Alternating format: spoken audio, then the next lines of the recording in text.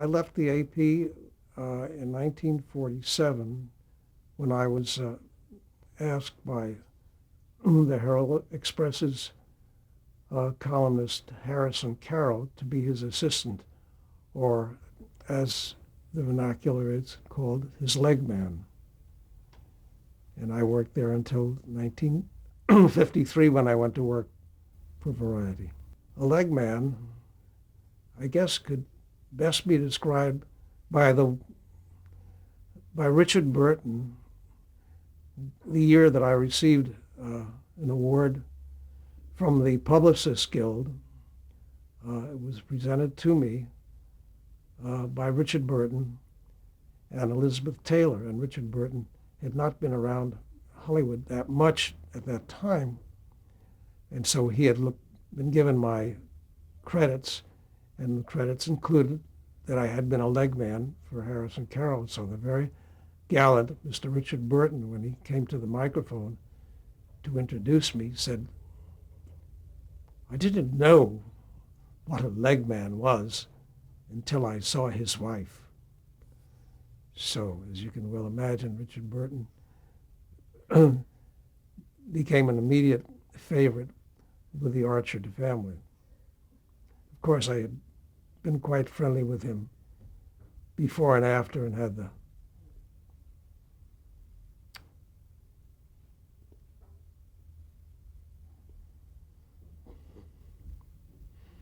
I did his obituary, and I did his eulogy. Working with Harrison Carroll, well, he was a senior columnist, and he had been around, and he knew everybody, and he knew everything about them, and he was more in the gossipy genre than I had been accustomed to in the Associated Press. And I was introduced to that because he covered the nightclub scene as well as the studio scene. And so I would go with him to Ciro's and the Mocambo on the Sunset Strip quite regularly, sometimes as much as twice a week, Tuesdays and Friday nights, where cafe society, as it existed in Hollywood, would be attending all the great shows appearing at the Ciro's and Mocambo. And stars would be there and dressed to the nines, drinking to the tens, occasionally getting into some brawls as well, and sometimes with people they shouldn't have been with. And so that was an education and another life in Hollywood, which I got very quickly working with Harrison Carroll.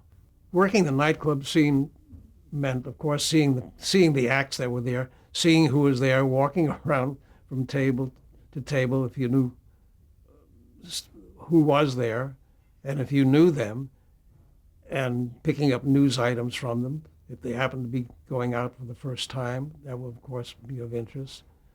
It was always, news seemed to be abounding at nightclubs. People were all seated at the tables, It was up to me to move around and talk to them, which no one seemed to object to.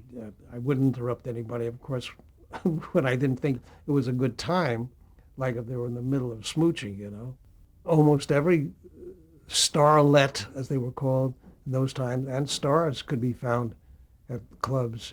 And it was just, and the cream of cafe society, people, producers, directors. Well, those people who went to those clubs were pretty recognizable. They weren't camouflaged with strange attires and strange haircuts and strange beards, what have you. And you knew those people quite readily.